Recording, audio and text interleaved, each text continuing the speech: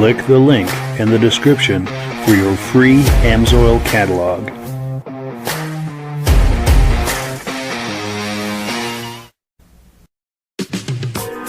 Before we get started, I'd like to give a quick shout out to some of our friends.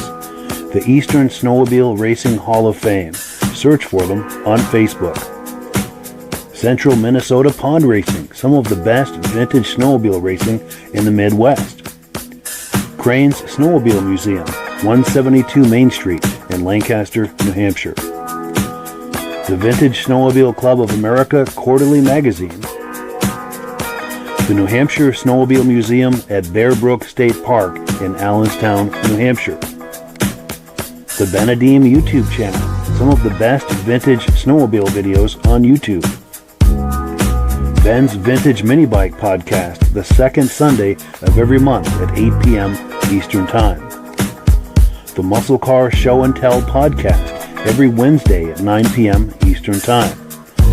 Second Chance Upholstery and Automotive, custom snowmobile and automotive upholstery in Derby, Vermont. I am your independent AMSOIL dealer. Click the link in the description for your free AMSOIL catalog. Lastly, if you decide to advertise with the Vintage Snowmobile Podcast, this could be part of your advertising message.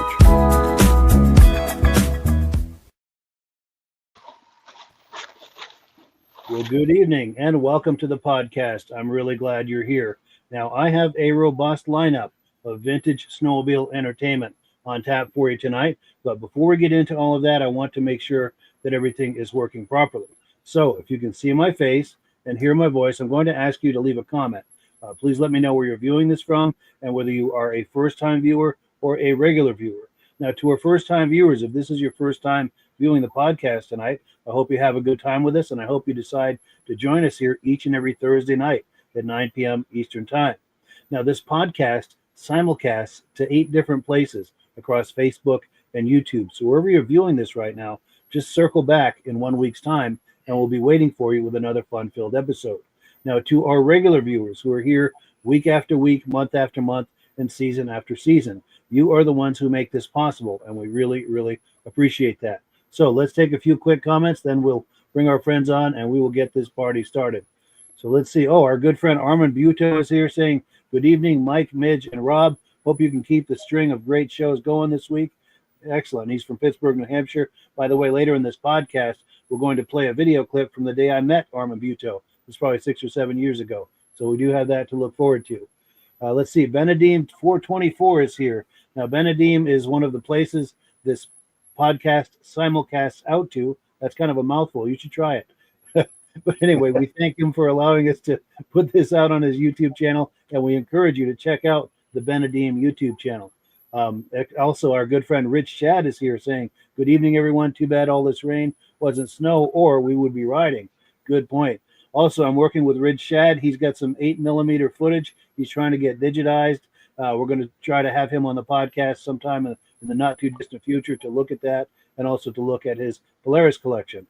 Also, our good friend, our dear friend John Springer Jr. is here. He's been with us from the very beginning, and I have to thank him. He sent me a video clip for us to use on the 100th episode, which is hopefully going to be in 2 weeks' time. So thank you, John, for that wonderful video and for being here tonight. Mad Dog is here. Randy from Wisconsin. Good evening. Don't you worry. Don't you fear. Snow will soon be here. Bada boom. Yeah, he's a poet. That's cool, man. Gotta love that. A poet in the house. Jim Holbrook is here from Thetford Center, Vermont. Regular viewer says we're loud and clear. Great to see you, Jim. Let's see. Mike Whiteside, our good friend and very regular viewer, says, good evening, everyone. Hank the Wonder Lab and I are in the house. And I got to thank Mike Whiteside also because he made a nice little video clip for us to air during the 100th episode. And I cannot wait to share that with you. Thank you so much for that, Mike, and for being here. Also, our good friends, Stacy and Art Fosler. They've been with us since the very beginning, regular viewers from Platteville, New York. Great to see you. Pardon me. Ivan Mayu is here, loud and clear from Sudbury, Ontario. Nice to see you. Now, I notice, as you probably do, the way these comments pop up on the screen looks a little different. It's a little bigger, and there's an image of the person. Their profile picture is there. I like it. What do you guys think? Please leave the comments. Dave Lowry is here, loud and clear from Alberta, Canada. Great to see you. Old Skidoo 2, good evening. Reese Fleury is here from Tupper Lake, New York. Regular viewer, great to see you. He has been with us for many years as well. Also, Eric from the Benedim YouTube channel says loud and clear from Camden, New York. Jeffrey Coates says hello from Saskatchewan, Canada. Great to see you. Rich Shad, loud and clear on the north shore of Oneida Lake, New York. Regular viewer. Outstanding. J.A. Johnson says good evening. And Andrew Strakos is here from Granville, New York. Nice to see you. Okay, with that out of the way, let's bring our friends on, and we will, as promised, get this party started. Gentlemen, how are we doing tonight? Good evening, Mike. Good, Mike. Thank you. Doing good, Mike. Cool deal. Cool deal. I do like the new screen. Yes, isn't that nice? Yes. Yeah, and I have to say I'm not behind that. This interface that I use, it's just an upgrade they did. So yeah, very pleased to see that. So let's get things started. Our guest tonight, our special guest, is good friend, and he's been on here many times over the years, and he and I have known each other for many snowmobile shows over the years. He's one of the top promoters in the East. He promotes all sort of vintage snowmobile events and things like this. And he's also part of the New Hampshire Snowmobile Museum, which is what we're going to be talking about tonight. Going to change the look here and put it where we can all get a better look at you. And Bud, yeah, welcome, and please tell us why you're here tonight. Thanks, Mike. Well, we're trying to get the word out about the New Hampshire Snowmobile Museum. We are being forced to vacate the current buildings. They have been compromised structurally. So we're looking for a new home, and we've been trying to raise money to relocate. We've got several things in the works. I don't want to go into too much detail and let too much out at this point where no decisions have been made. But we do have a couple of options that we are looking at where we could move the collection. We are currently moving the sleds up to Bartlett, New Hampshire for a long-term temporary storage until we get a new building. A little bit of background on what happened was this past February at our winter rally, we had the winter rally, as some of you may know, during that bad sleet storm in February. And we were able to pull it off, but unfortunately, we found rafters inside the building breaking. About 5 or 6 of them were cracked. One was broken.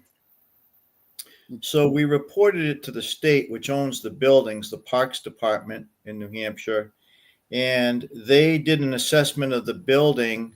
Now, mind you, these buildings are over 90 years old. They were built in the 30s, and they were built to be the Civilian Conservation Corps camps under the retraining for people after the Depression. So anyways, these buildings were built on wooden foundations. And as it turns out, after an inspection, they are in really bad shape. The foundations are compromised. They're rotting away. Some of the walls are buckling. The roof is moving. And Mike, you have a picture that I'm sure you're going to put up soon. There you go. So it shows how they had to brace up the wall so it wouldn't fall out anymore. And this actually wasn't the worst wall. The wall on the other side of that building is even in worse shape. If you look down the side of it, it's twisted all over the place. So to make a long story short, we have to get the sleds out of there and find a new home for them. So this is what we are looking at doing for the New Hampshire Snowmobile Museum currently. So Sure. If you'd like to throw up that poster that Cheryl made, Mike, Yes. we could. So there's how you can help. You know, we're looking for help to, to move and to start the process of building a new building. Yes, and to anyone viewing this is a very worthy cause, especially if you are a vintage snowmobile enthusiast. Please donate generously to this worthy cause because they sure could use it. And as I said, it's a worthy cause. they're trying to preserve the snowmobile history here that we all love and enjoy. Thank you, Mike. And a little history on the Snowmobile Museum itself. The original idea was Alan Chardon and Paul Doherty, Paul Doherty was the chief of the Bureau of Trails at the time, and Alan Chardon worked for Timberland Equipment, and they came up with this idea to start a snowmobile museum here in New Hampshire. And they approached where Paul worked for the Parks Department. They came up with this idea to start a state-funded snowmobile museum. And this was the first state-funded snowmobile museum in the world.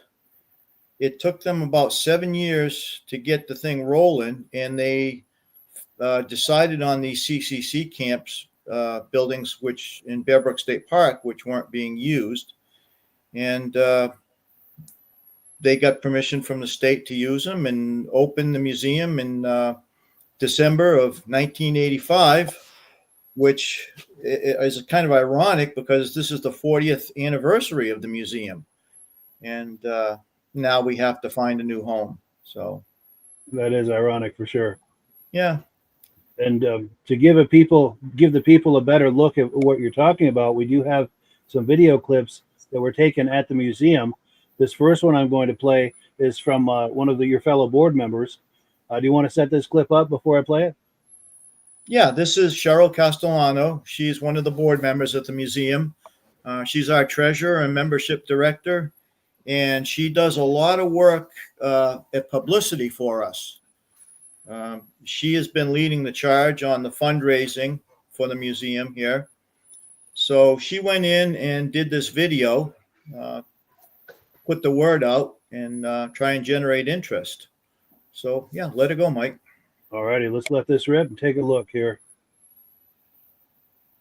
Hey, all. Coming to you from the museum today. Hope you're having a great day. Wanted to reach out and remind people that the museum is still trying to figure out what we're going to do.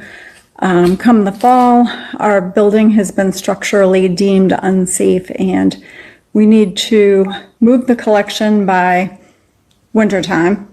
So come this fall, we're trying to find a new home. And we're not sure if that is building or receiving a building from somebody. Either way, it's going to be a lot of work. We are relying and looking for donations. For the people who do not know, the building, like I said, it's been braced, but a couple inches of snow could take the roof down. We don't want our collection to get damaged. There's definitely some issues with all the walls in here. It's an old building. Got to expect that.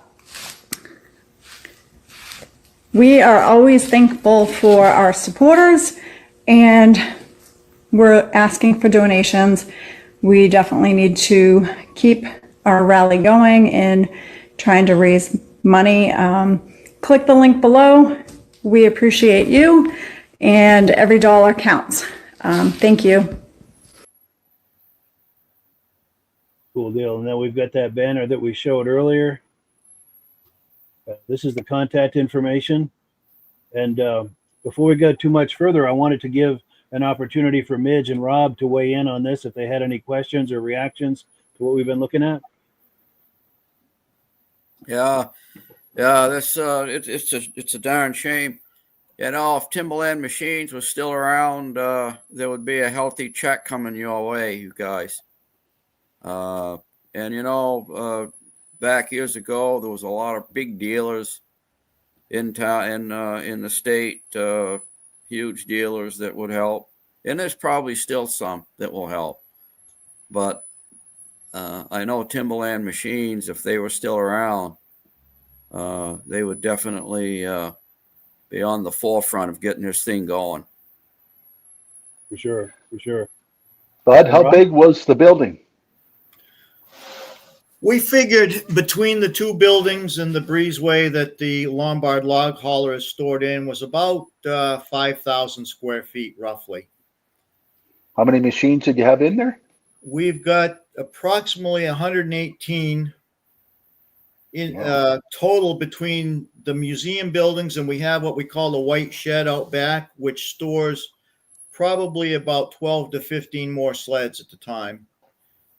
We have sold a couple sleds that were duplicates, and we're probably going to be selling a couple more that, again, duplicates. You know, we have like 3 Alouettes that are basically the same model. They all look the same. So 2 of those will be sold off. We still have a 71 Skidoo Olympic. I believe it's a 335. That, again, it's another duplicate. So any sleds like that, you know, we're going to be putting them on the market so that we don't have to continue storing them and, you know, move them into our temporary storage building. Our storage building is the area that we're given is about 3,000 square feet. So really, we're going to be shoehorning the sleds in until we can find something more permanent. So How big of a building do you need? well, Do you want to make the museum bigger? oh, yeah, absolutely. We have been kicking some ideas around. In fact, one of our board members, Alan Ladd, has taken on the role of project manager, and he has been researching steel buildings and different kinds of things we could do. At our meeting the other night, Chris Gamache, who is a former Bureau of Trails chief, is on our board, and he had came up with a building on, I think you saw it on Facebook Marketplace or something. You know, those ads are coming up all the time. But I believe it was like a 60 by 120, and it had a carport roof off the length of it. So because we not only have the sleds that are inside the museum, we have 3 groomers parked outside. One of them is a Tucker Snowcat. That's a yellow one on the brochure, eh? Right. That one does run and drive. Now, the other 2 that are out front had been donated back long before I belonged to the museum, back in the early days. And neither one of those are currently running, and they're in pretty sad shape. I don't know yet how we're going to move them or where we're going to put them. I have had an offer from the Thornton Snowmobile Club. They do the track-driven show in February. One of the guys on the board there offered to park the Tucker up there for the time being because it would never fit in the storage building that we have. In fact, I'm trying to find an alternate place for our Model T snowmobile. There isn't enough room in that building for it as well. So I've been looking at a couple of options where we could park the Model T for the time being. We'd like that in a pretty secure building. We don't want to lose track of that or have anything happen to it. Do you want to bring the Tucker up to my cottage? Sure. You got a low bed that we could haul it on? No, but they look like they'd be fun machine to play with. Yeah. Yeah. Hey, have you ever gone to the track-driven show in Thornton? No. You should. They do an amazing job. A lot of track-driven machines, Model T snowmobiles, Tuckers. There's one guy that even brings down a Lombard log hauler, and he runs and drives it. And let me tell you, that thing is loud. Loud. Oh, my God, is it loud. Big old Wisconsin 6-cylinder engine on it. Yeah. It's huge. So Yeah, if you ever huge. get a chance, February, look towards the end of February, the track-driven show in Thornton, New Hampshire, worth checking out. Nice. But like I said, they offered to let us store that Tucker over there. It would be outside, which is basically the same as it is right now. Mhm. But, Chris had come up with this idea with the carport on the side. That would be a perfect place to park that. It'd still be outside, but, out of the weather. Yeah, Right. give it some cover. Unfortunately, we had been talking about building a carport before we found these problems with the building. we wanted to get that Tucker out of the weather, and we were going to put up a carport on a concrete pad. In fact, we were just starting to look to raise money to do that when this hit us. So obviously we scrapped that idea. But Sure. there are a lot of sleds in there that we need to take care of and get, stored somewhere and protect them. Yes. So, Now, while we've been doing this, we've had some comments come in. Let's take a look at those real quick. And we've got plenty more video clips to look at, video clips from the museum, as well as some other things. But let's see, our good friend Ben from the Vintage Mini Bike Lovers Facebook page is here. He and I and Rob collaborate on a vintage mini bike podcast. So if you like those vintage mini bikes from the 60s and 70s, be sure and check that out. It's the second Sunday of every month. Right, we're reviewing this at 8 p.m. Eastern Time. We've had Bud has been a guest on there because he's a mini bike enthusiast as well. So, yeah, that's cool. It's funny how things come full circle like that. Also, Scott. A little plug, Mike. The Uncanonic Mountaineers of Goffstown Snowmobile Club, I'm involved with them. And every fall, we do a snowmobile mini bike show over in Goffstown. And we just had the show last weekend. And we did a little different this year. We didn't do all the awards that we usually do. We kept it simple and basic. We just did a display, snowmobiles, mini bikes. We had the swap meet, and of course the club cooked the food and had our famous steak and cheese subs. Yeah. And it was a good time. And I got a lot of positive feedback that, hey, you don't need those awards. We had more fun. And we did a loud pipe contest just for the fun of it. No award, just bragging rights. Everybody had a good time. So I know Dave Stroud is often the winner of that loud pipe contest. Well, he didn't win this year. Wow. Yeah. Since there was no award, I entered my Thunderjet. And Jeff Leopold's Chaparral and I tied with a tenth of a decibel higher than Dave. Wow. So we competition there. That's wild. Cutthroat competition there. Oh yeah, I love the loud pipe contest. I enter it every time I get a chance. But like I said, where I run the show, I don't feel it's right to compete with my stuff. Sure. So Totally understand. Now Scott Hahn is here from Thompson, Iowa. Great to see you, Scott. Also, Richard Heller is here from Bethel, Vermont. Nice to see you, Richard. Steve Woodward is here saying hello from Two Stack HR Carb. Nice to see you. Our good friend Josh Levicker is here. Good friend of, I think, all of us here. Says good evening from Turin, New York. He's a big promoter of vintage snowmobile shows out that way as well. Our good friend Brian Van Haverbeek, who's been on this podcast many times, big kitty cat collector. He says good evening, and we're working on bringing him on sometime a little later in the season. He's got some new things to show us. In fact, we're going to have a sneak peek in 2 weeks, and I'm going to just tease you with that and let you salivate until you see what it is he's got. You're going to like it. It'll be worth the wait. Tim Bewick is here, our good friend from Marlboro, New York. Nice to see you. Also, Barry Haney is here, says, wish there was a way to carefully disassemble that building and move it and save it. It's a historical treasure built by the young men of the CCC just after the Depression.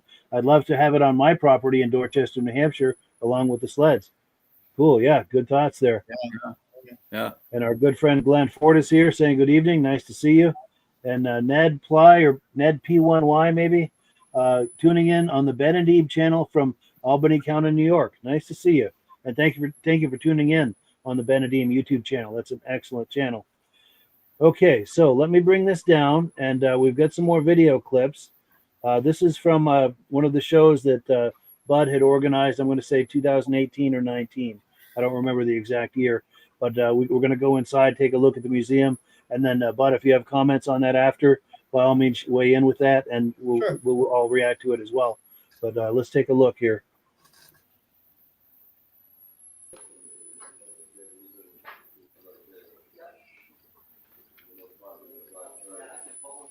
In fact, there's no audio with this, so if you want to comment on any of this, Bud, feel free.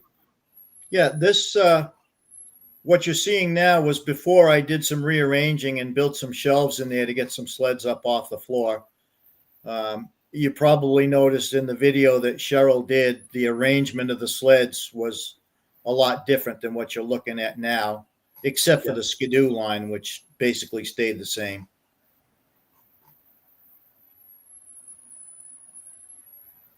That red one that you're looking at there, that is a snow gear built in Torino, Italy. That was removed from a crate and put into the museum. Let me go back to that. I was wondering about that.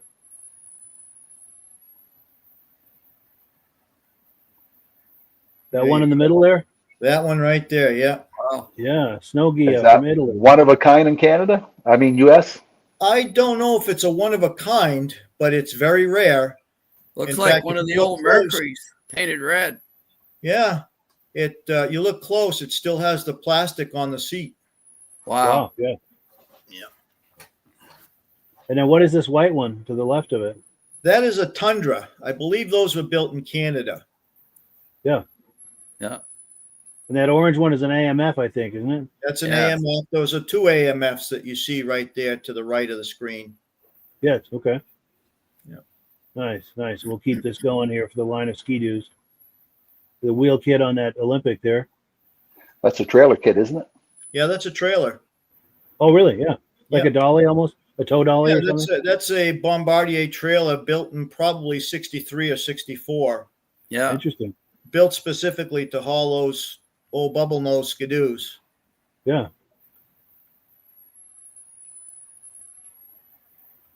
Now, one Man, of those- these is the sled that Paul Crane rode. Let The me know. very when we get first to that. one, there you go, right on the end there. Yeah. That's a 60. That's serial number 6022. That was the first Skidoo snowmobile sold in the U.S. Yeah. That's Paul amazing. Crane uncrated it. Yep. That's amazing. A lot of history right there. Yeah.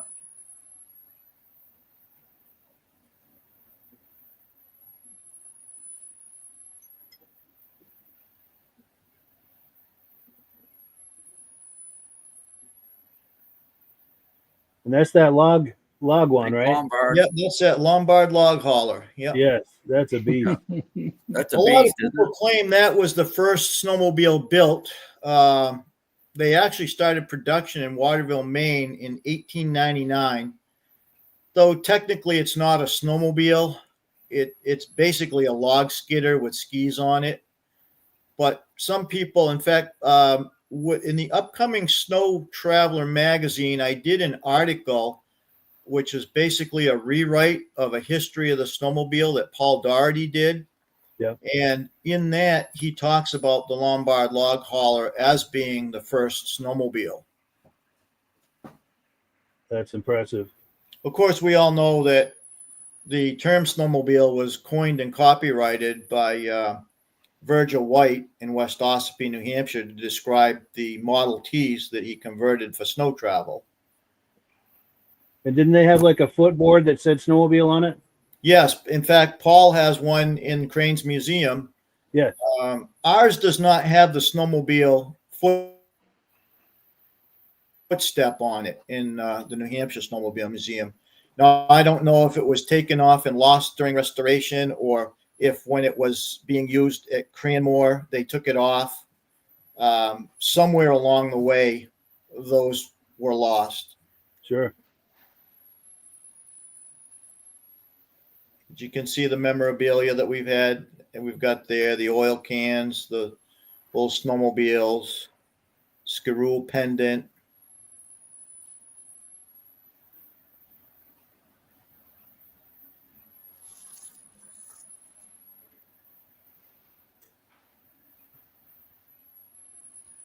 Some rare, I guess you'd call them beer steins from Skidoo.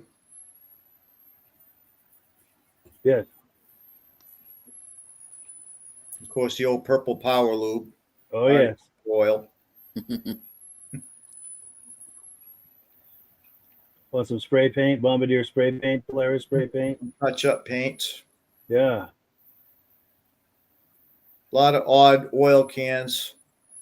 Go back a little bit, and there's some flares there. I don't know where those came from, but Sure.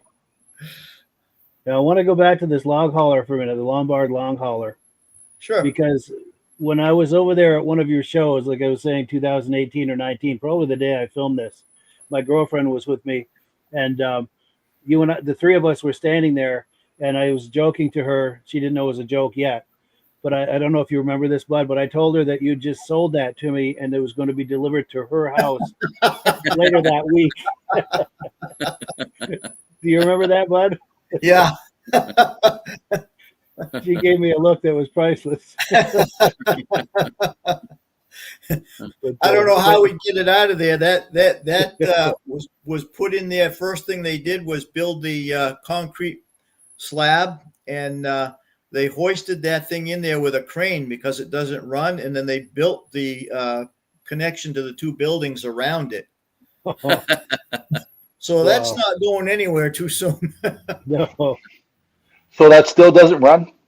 No, it still doesn't run. It doesn't have any carburetors on it. Now that machine was actually built out of 3 different Lombards that were rescued out of Eagle Lake in Maine. And I believe Alan Chardon was one of the guys involved in getting those Lombards out, and Timberland Equipment rebuilt and built that one out of 3 and then donated it to the museum here. Wow. Yeah. My grandfather used to work on them. Yeah. But Oh, unfortunately, that one, I in the don't know woods what all happened. winter. They never found the carburetors for it, apparently. looks like it's a crank start Yep. Oh, yes. and in the front there. gas-powered headlights. Yep. That one's a 1918. Wow. Yeah. That's one of the early gas engines, because prior to that, they were running steam engines. Steam engine. Yeah. Yeah. Yeah. And then later in the 20s, before they stopped building them, they had actually converted some to diesel. That's correct. Yeah. There's Yeah, a on few the later diesel one. models kicking around. I haven't seen one, but I know there are a few.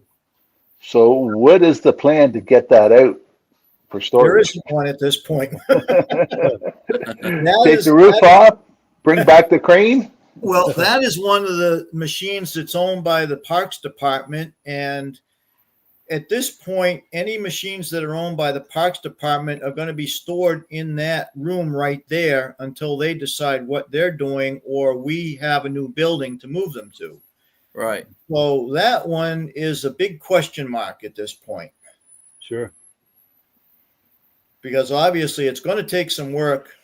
Now, at some point, the buildings, they're building 3 and 5 of the CCC camps. Those buildings will be raised. And the talk when we met with the state about what's going on was they may try to save that center and cap the ends, but I don't know where that's gone. That's up to the DNCR and the Parks Department, what they're going to do with that stuff. But hopefully it will wind up wherever the museum does. It will wind up in our building. Yeah. We may need an addition just for that. Yeah. No You gotta doubt. go a long ways down that road, the skidoos, before you see any wooden skis. There's, I think, 3 of them in the line that have wooden Is there? skis. The nice thing about that line is, and I've heard a lot of comments, geez, you got a lot of skidoos in that line. Why do you got so many? Well, that shows the progression from 1960 through 71 with that Nordic that's in the middle. Well, the Nordic isn't in that picture. It wasn't in the museum at that point. But it shows how they went from the wooden ski with the coil spring to the wooden ski with the leaf spring, and then to the steel skis with the leaf springs. And then how the design went from tin cab to fiberglass, the fiberglass first one with that V on the front, and then into the bubble nose era. Then So the when you pop-up look, headlights. yeah, when you look close and you walk down the line and read the info sheet on each one, you know, it's kind of interesting how they progressed. See the evolution there. Yeah, exactly. And that's the only brand that we have a progression like that. You know, we have quite a few Arctic Cats, but you know, they're just random, you know. Yeah. Not enough to make that kind of a line. Yeah. Well, we've got a first year Panther, which is, you know, anyone who knows snowmobiles from that era, that Panther changed the design or snowmobile. It was the first low forward mounted engine, the first full aluminum chassis manufactured for the public. And it had an early slide. Well, actually, that first 67 that we have has more like the Pararail that Scorpion had. It's a solid bar with wheels mounted on it, idler wheels, before they went to the nylon Hyfax the next year. Yeah. But a lot of first flip open cab on a snowmobile, fiberglass flip open cab. And you just saw the 292 Yamaha, the first oil injection. Yep. And we have an SL 350 and 351 that you just went by there a minute ago. And as you see there to the left a little bit, that we've got two little Andy Polarises. And there's Is that one. that early Panther? Yeah, that's the 67. That one actually might be the Cougar. Okay. It was a early Cougar. The Arctic Cat had dropped the name for a time and then brought it back again in the 80s.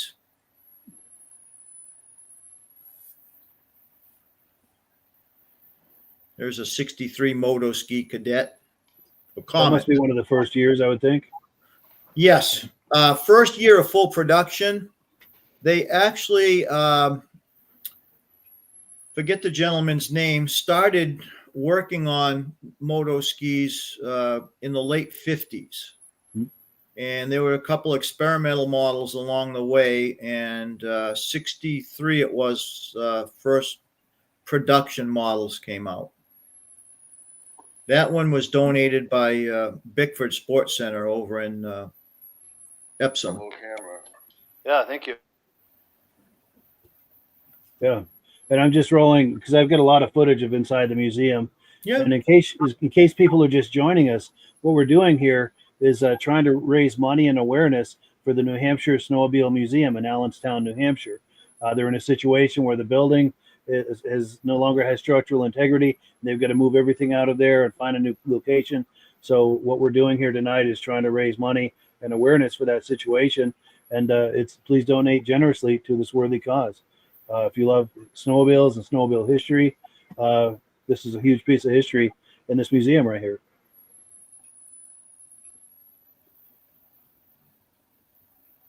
And there's a link in the description as well as contact information, phone numbers, things like that if you're interested in donating. And is there anything that we've just seen here, Bud, that you wanted to comment on? If you look closely, you can see what I was talking about a minute ago, the progression of the skis and how they go from wood to steel, and how some of the early ones used the coil springs and then they went to the leaf spring. You see the leaf spring on a couple of those right there. Yeah. The early ones. Yeah, that is really cool. Now, and that there, what you've got stopped there, that's a 1975 Arctic Cat Trail Cat. That's a first year Trail Cat.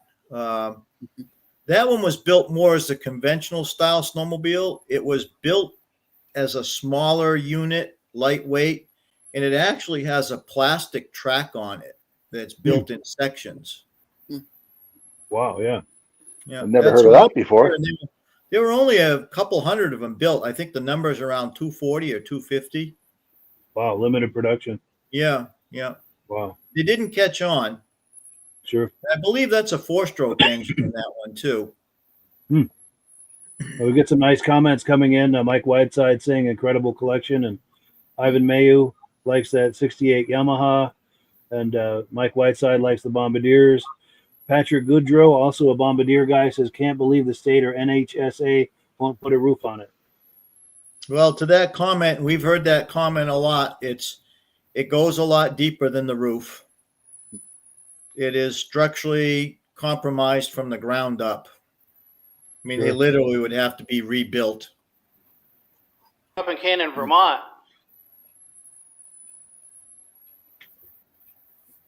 But yeah, and if there's anything you wanted to comment on, this is more of that line of ski-doos. Yep. And that first one is the one Paul Crane imported, correct? Notice how bright the yellow is on that first machine, that original Skidoo. That's the original Bombardier yellow. Yep. Right from the factory. And you'll notice how much brighter yellow that is compared to the rest of them. Yes, look at that right next to it. It's almost Actually orange. the original. One of the things. Yeah, it's original can of paint that they used to paint that thing with from Bombardier. Wow. Comment on that one. Young gentleman from Vermont, Austin Weed, found a picture of that sled online that had been painted green. Huh. Wow. And yeah, after it was sold, I remember reading that Paul took it back in trade towards 66 or 67 Skidoo. Yeah, and then Paul still got that. Yep. That sled was used to do some work out in the woods, and somebody had painted it green. And probably Dave Parks, the guy that originally bought it. That name sounds familiar. Yeah, But, Red Parks. Austin. Yeah, Dave Parks. Say they couldn't sell that machine. It was the price of it was too high, and it sat around Timberlands for about a year. And because everybody was trying it, and everything, and but nobody bought it. So Dave Parks goes in one day and he says to Bob Bottoms, he said, I'll buy that contraption off you. But he says, what I'd like to do, he says, I've got a woodlot out east of Lancaster. He said, I'll trade you that woodlot for that machine. So Bottoms took him up on it. The first time anybody actually said they'd like to take the sled out from under him. So Bottoms traded the woodlot for the first Skidoo to come into America. No kidding. Yep. And Dave Parks had it until, like you said, till 66. And Bottoms called him up. He said, I'd like that original Skidoo. He said, would you take a brand new 1966 10-horse Skidoo in for trade, even Steven? Yeah. And Dave said, sure. Yeah. So they got us a picture of Paul Crane and Bob Bottoms and Red Parks out in front of Paul's sporting goods store. Right. I've seen that picture. Yeah. And when they made the trade. So it's, and I knew Red Parks for years. He used to come into my Dick's golf station and hang out. So that sled was restored by Alan Chardon. Yes. And donated to the museum along with a couple other Skidoos in that line. I can't tell you specifically which ones without looking at the info sheets, but I believe that's a 61 sitting right next to it was one of the ones that he donated. Yeah. And down the progression there was about 5 of those Skidoos that were donated by a gentleman out in New York, which kind of completed a good part of that line. Yeah. Yeah. The logo on the front hood, is that a decal or hand painted? I believe those were all hand painted. Wow. In fact, if you look close, I don't think you really see it on that 61. They were originally called a ski dog. Yeah. But there was I guess a misprint because whoever was reading it for the ad read it as Skidoo instead of like because it was the angle of it was so small. Right. So Bombardier decided, well, Skidoo sounds a lot better than ski dog. Yeah. So they just ran with it. Yeah. That's just how it went. Yep. Yeah. We've got someone here saying this is some great Skidoo history right here. And it truly is, because it took a few years for people to realize the historic significance of this being the first Skidoo to come into America. Right. They traded for a woodlot, then all of a sudden it's like, wait a minute, we need to get that back. That's a historic sled right there. Yeah. Yes, it is. It is. Yeah. And talking about ski dog versus Skidoo, Patrick Goudreau is saying, thank God they changed it for sure. Well, you kind of wonder if they continued calling it ski dog, how that would have affected sales. True. Yeah, really. It sounds like a negative connotation. Yeah, it did sound Bombardier, the reason he called it a ski dog was he built it to replace the dog sled. Yep. That's what he built it for. Right. I don't think at that time, I don't think even Bombardier had any idea of how big of a recreational boom that little sled would bring in a few years. Well, that sled in that style, as you know, Midge, is what started the recreation. The older, Yes, it did. the Polarises, the Elisons, those were workhorses. They weren't recreational vehicles. No. This was the These first little one sleds, you could throw them around. Lightweight, easy to maneuver. When they got stuck, you could get it out. Where those one of those big Polaris Mountaineers got stuck, they didn't have a winch on the back of them for nothing. No, that's true. Yeah, true. Yeah. No, one good rugged guy could load one of those early Skidoos in the back of a pickup all by himself. You know. Yeah, they really started something big right there, and it did. Yeah. Once you get into the 70s, it exploded. It's the 60s, the late 60s. My God, everybody and their brother was jumping on the bandwagon. If you owned any kind of summer recreational vehicle, you had to have something for winter. So, hey, let's get in the snowmobile game. Yeah, in the late 60s, they're looking like this. These bubble noses. Yeah. That was a huge movement right there. Yeah. And absolutely. have you ever read the books by Pierre Pellerin? The history. I've got all 3 volumes. Yeah, I do too. Yeah. And it's not something you sit down and read. It's one of those things you kind of study. Yeah, that's right. According to him, over the life up until he wrote that book, there were over 400 makes. Wow. Of snowmobile. Just imagine. Yeah. Crazy. Yeah. Crazy. What a time that was. Yeah. And if you look in the beginning of volume 1, some of the early drawings, one of the history series that I did for the Snow Traveler magazine, unfortunately I couldn't get permission to use the pictures, but it told about how it started and some of the processes that people used for snow traveling vehicles. And the earliest drawing, according to that book, was like from 1824. That depicted a track-driven machine with skis on the front. Yeah. Never went into any kind of production that anybody knows of, but it's just amazing when you sit down and read that history, how far back it goes, and the different experimenting that people did to try and travel over snow. There were so many different, like you say, designs, and everybody, thought they had the better mousetrap. Yeah. But it all boiled down to every snowmobile made today is on the Bombardier design. Yep, they're all based on that. In front of the driver. Yep. Driver sits on a seat over the track. His feet are on running boards.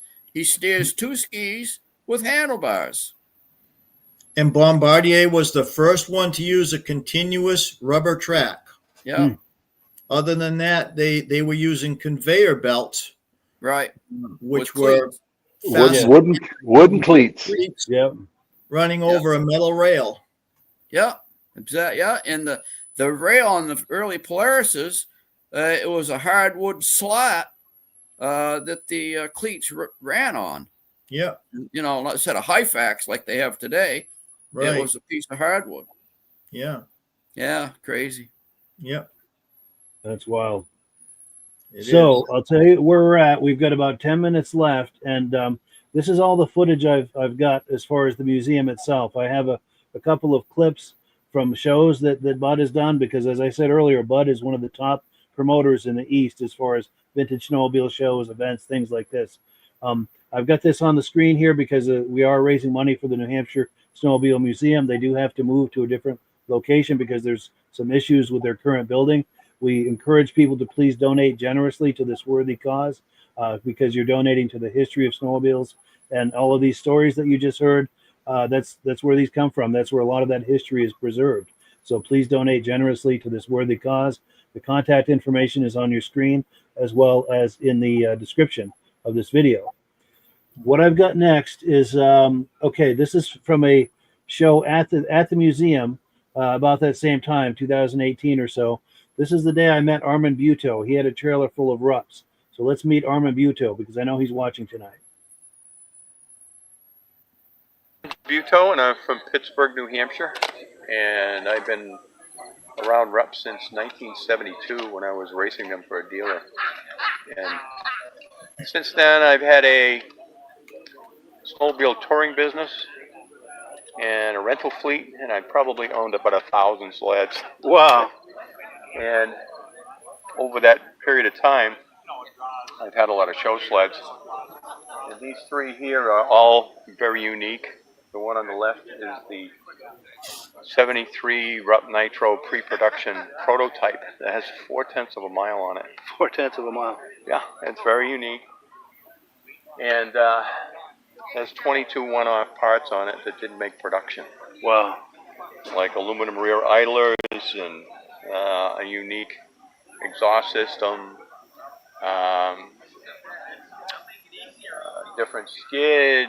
It's just a raft of different features on it that they were playing with and found unprofitable to do on the production run. But that I've had for about 10 years. And the one in the back I just recently picked up in Hiawatha Township, Michigan, from a gentleman by the name of Joe Francis, who built it, and that was his vintage rider, and it's a 73 Rupp Nitro 440 that he actually has stretched to accommodate a 91 Polaris RXL SKS 136. Wow. Long track on there. Oh, long I can see track. it. Yeah. So it's really unique, has a beautiful look to it, and I drove all the way out to get it, and it's something I bought as a vintage rider for myself. Okay, this one here is a 72 Rupp Nitro that has been customized by Bill Stull in Polonia, Wisconsin. He's a friend of mine. And the bulkhead's been widened out about 6 inches, has custom lowers. It has a 73 440 Tohatsu with CDI ignition, and that's mated with a 72 Ramshorn exhaust, which really snaps it up. Yeah. Has a liquid Rupp rear skid and track. And it's just a beautiful custom. Now these two, the pre-production Nitro and the custom 72, were one of 5 Rupps I showed at the Nationals in Lancaster, New Hampshire in 16. And they both trophied at that level. Both of them got seconds, which to me was Yeah, at a national show. really nice. That's impressive. And so I had 5 sleds there, and 3 of them trophied. Yeah. And just these 2 just happened to be here. But this show I've probably been at for, I don't know, 15 or 20 years now.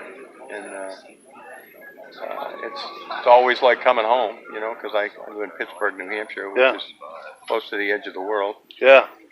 Top of the world anyway. Absolutely.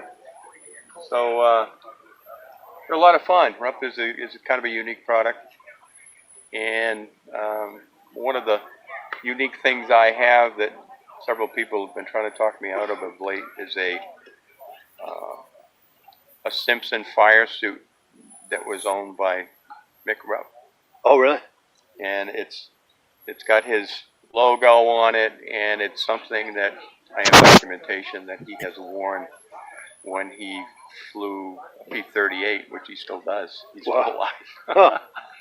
And so it's kind of a neat affiliation with the brand. It's kind of genetic defect, I guess. Yeah. So. Yeah, there you go. Armin Buto, good friend, I think, of most of us here. And great guy. Yeah, yes, one of the best. for sure. And he's been on the podcast a couple of times.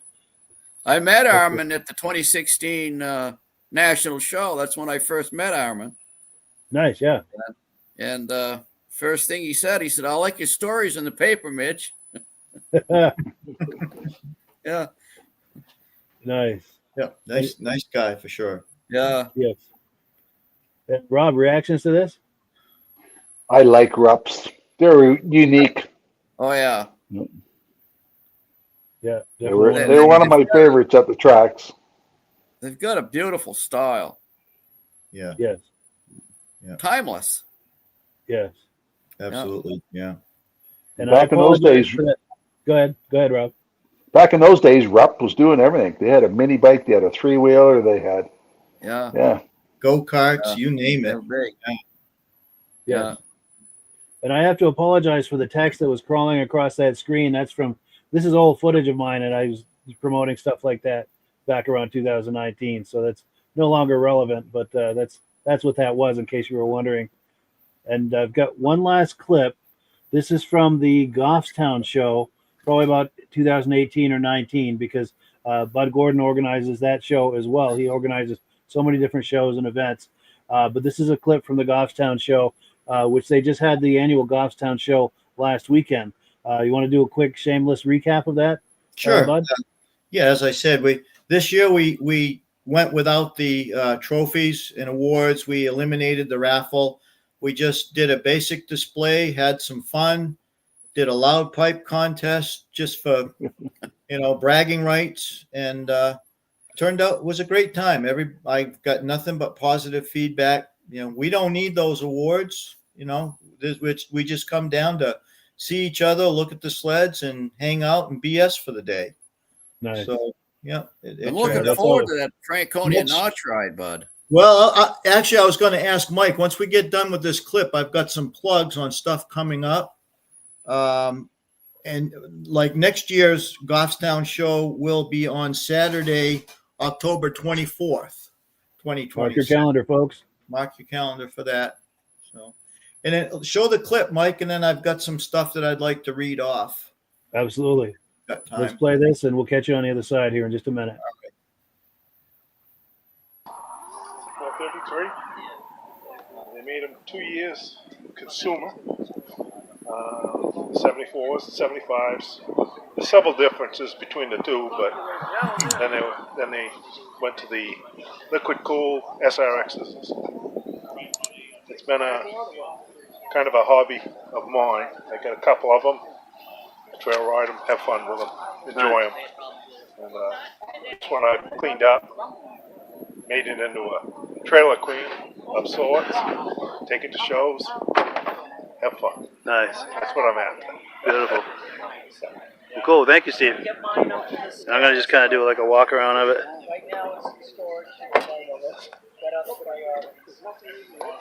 There we go. Come around this side. There we go. This is a better angle. All the Hollywood stars always say, shoot me from my good side.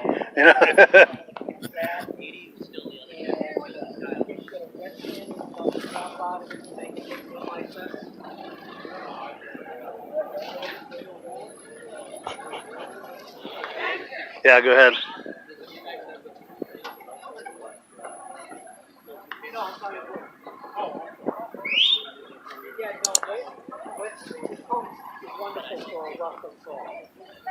Yeah, I need to get this back and fix the crack.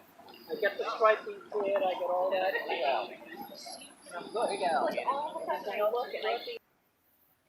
So yeah, a quick shout out to our good friend Steve Bushway. We see him at a lot of the vintage snowmobile shows in northern Vermont, New Hampshire. Great guy and always fun to visit with.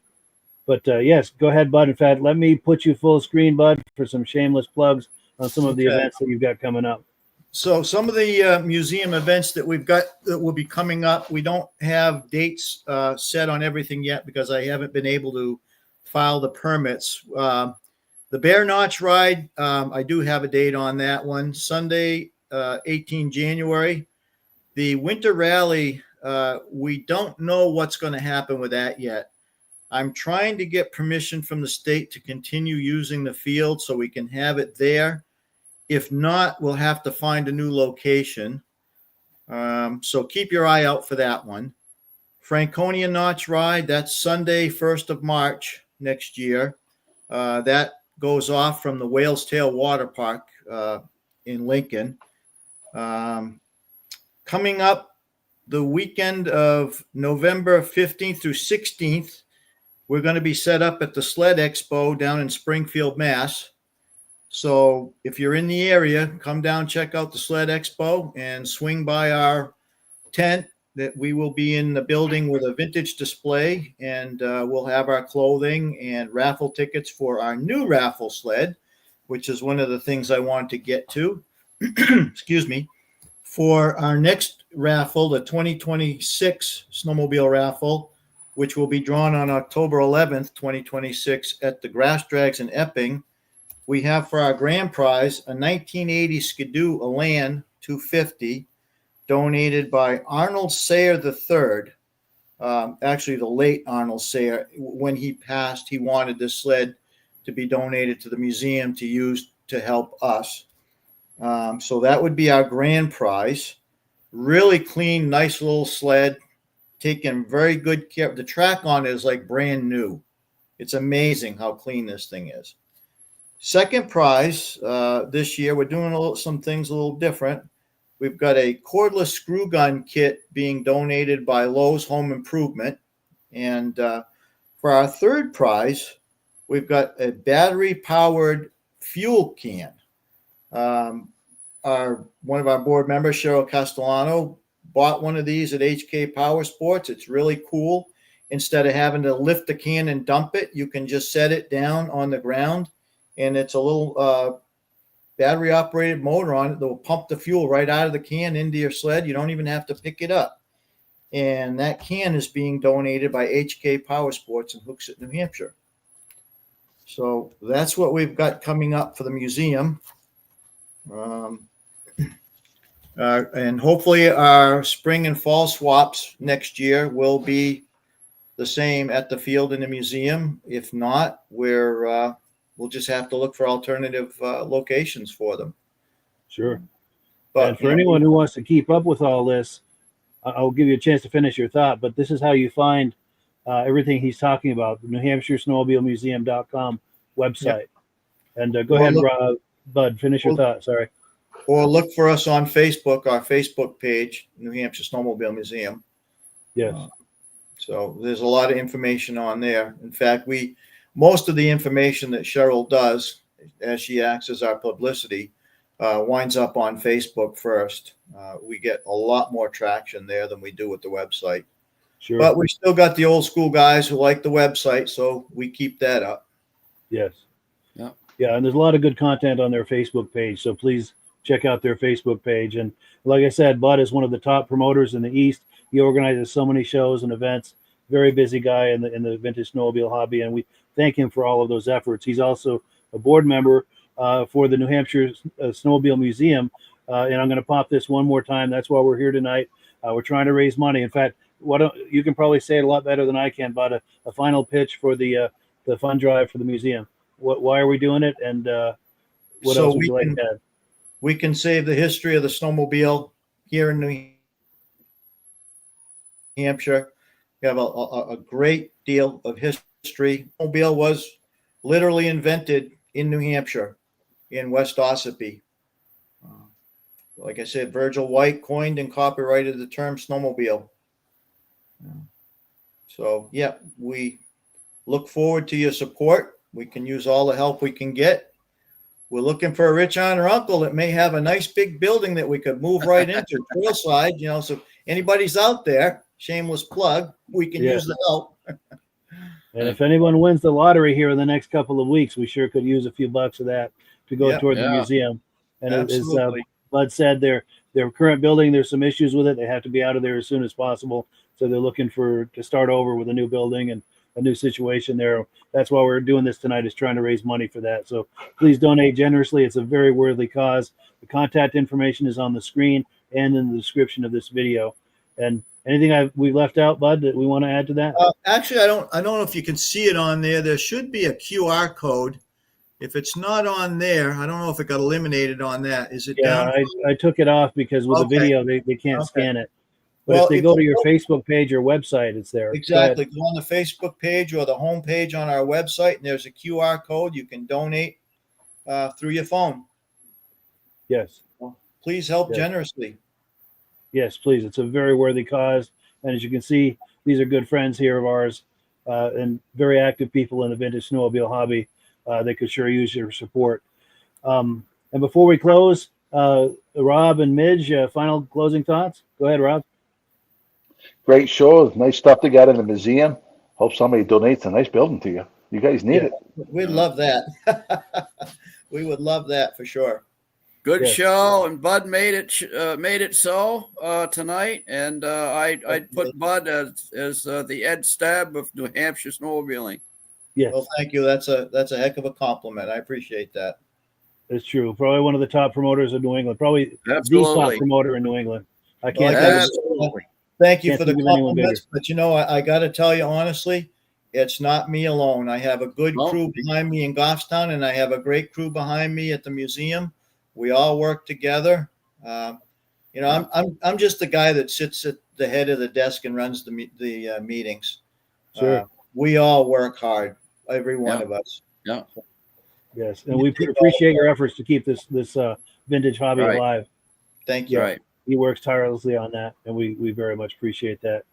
So with that's pretty much a night. I'm going to pop this on the screen one more time, and I'm going to go straight into the closing video where we give Amsoil the last word. But thank you to everyone for viewing tonight and hanging out with us. Thank you to Bud, to Midge, and to Rob tonight. Had a great time, and have a good week, everybody. We'll catch you next week for episode 99. Good night, everybody. We're almost Good at night, episode 100. Thank you, Mike, for having me on. I appreciate it. All right, my pleasure. Great show, Have a Mike. good week, everybody. Goodbye. Good night.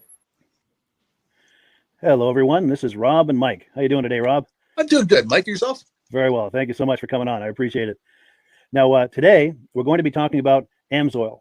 And in a few moments, we're going to show you how you can get the deepest discounts, free shipping, and free gifts when you order your Amsoil products through us. But first, I'm going to ask Rob to give you a quick description of what Amsoil is and why you should consider using Amsoil products in your motorized vehicles. Thanks, Mike. Amsoil is 100% synthetic oil. Everybody uses Amsoil for a different reason. Some people like the benefits that Amsoil is warranted for 25,000 miles or 1 year. The reason we can do that is because Amsoil doesn't oxidize. It doesn't form the usual carbons, gums, sludges like petroleum oils do. That's why we can keep it in the engines longer. Petroleum oils never do wear out. They oxidize themselves. That's why they have to be changed at 3,000 kilometers. And Amsoil likes the benefit that you only have to change the oil once a year. That saves some money. Some of the people like the benefit of Amsoil is it's a slipperier type lube. By having a slipperier type lube, it cuts down friction and drag. By less friction and drag, engines run 20 to 50 degrees cooler, better gas mileage. Now, Amsoil says 25% more protection than the industry requires is in the Amsoil bottles. My average customer gets about 10% increase in gas mileage. That's a big savings. Yeah. And by cutting down friction and drag, for every 10 degrees you cut down the friction and drag, doubles the life of the engine. So by having the engine run cooler, it makes it last longer. Some people like the benefit of the range of the Amsoil. Amsoil's flash point is 425 degrees, and it pours at 50 below zero. Wow. If you ever tried petroleum oil when it's 10 below, it turns to honey. And in the summertime, petroleum oil thins out, and once it thins out, that's when it starts breaking down. So Amsoil's an all-season oil, can give you better gas mileage, longer engine life, less maintenance. It ends up being cheaper over a year's time running Amsoil than it is petroleum oils. That's amazing. That's amazing. And Amsoil is available for pretty much any motorized vehicle, anything from lawn equipment, cars, trucks, boats, ATVs, motorcycles, snowmobiles. Yep. And a lot of people phone me up and say, well, what's the benefit of our gear lube? Exactly what I told you about the engine oil. It pours in cold weather, it runs cooler, makes the equipment last longer. And they say, well, what's the benefit of the small engine? Same thing. Makes the engine run cooler, last longer, better performance. So it saves on all the applications that Amsoil has available. Wonderful, wonderful. So yeah, let's talk now. Hopefully this has convinced people to think about maybe joining us in the Amsoil experience. Let's talk about some of the discounts and free shipping and how that all happens. I'm going to pop a graphic on the screen. And by all means, if you want to talk people through how this preferred customer program works. Amsoil has a number of different programs. One of our main ones is a catalog customer, where somebody can order directly out of our catalog. If they order out of the catalog, they order $100 worth, Amsoil will ship it right to their house. But our best program is our preferred customer. For only $10 for 6 months, you become a preferred customer, you save 25% on all the product. You order $100 worth, they're going to give you free shipping.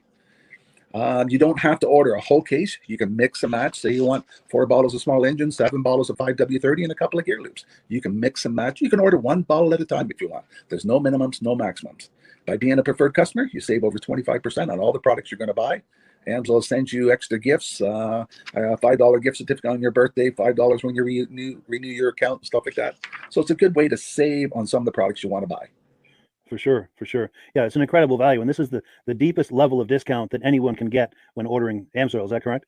It is. It is. Wonderful, wonderful. So let's take people through the step-by-step experience of placing an AMSOIL order. Then that would include signing up for the preferred customer discount, or sorry, preferred customer program, so they can receive those deepest levels of discount. So let's go to the website. This is what the website's going to look like. These are some screenshots.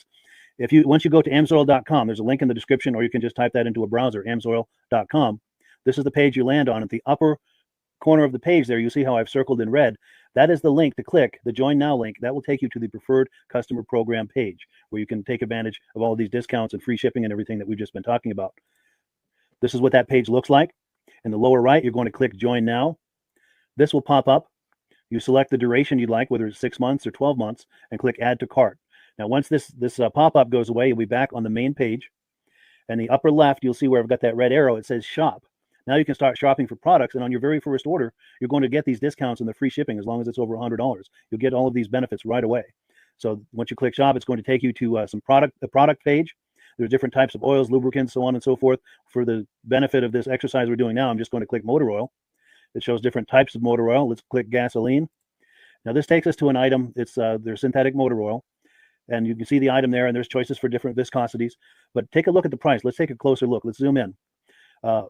But if you've joined the preferred customer program first, you're going to automatically get the deepest levels of discount. That's what we're looking at here. You're saving $3.80 on that quart of oil. Instead of paying $16.29, you're now paying $12.49 for that quart of oil. That is the deepest level of discount you can possibly get.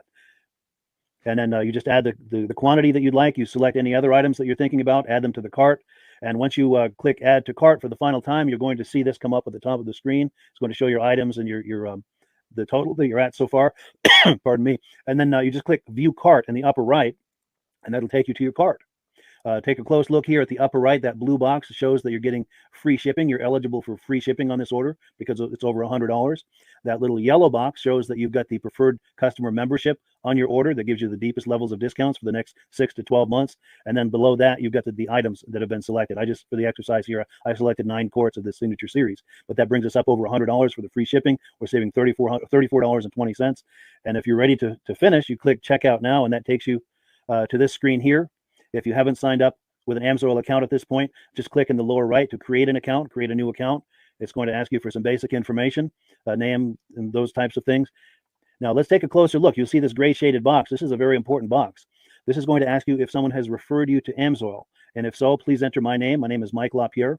It's spelled right there on the screen for the correct spelling. And also the referral number, 304-555-94. That's how you make sure that Rob and I get credit for this. Now, in the interest of full disclosure, I have signed up for AMSOIL under Rob. So when you order using this referral number, Rob and I both benefit. So if you enjoy these podcasts that we're doing, this is a wonderful way to support the podcast, because when you order using this referral number, Rob and I both benefit. And the commissions I make go directly toward offsetting the cost of doing these podcasts. So I thank you in advance for that, for using my referral number. I very much appreciate it. And once you've done that, you just go into the next screen to enter your payment information, and you're done. Now, once you've placed your order that's over $100, and that order includes your AMSOIL preferred customer program, you are now eligible to get a free DVD from myself. Now, this is going to be either a muscle car DVD or a vintage snowmobile DVD.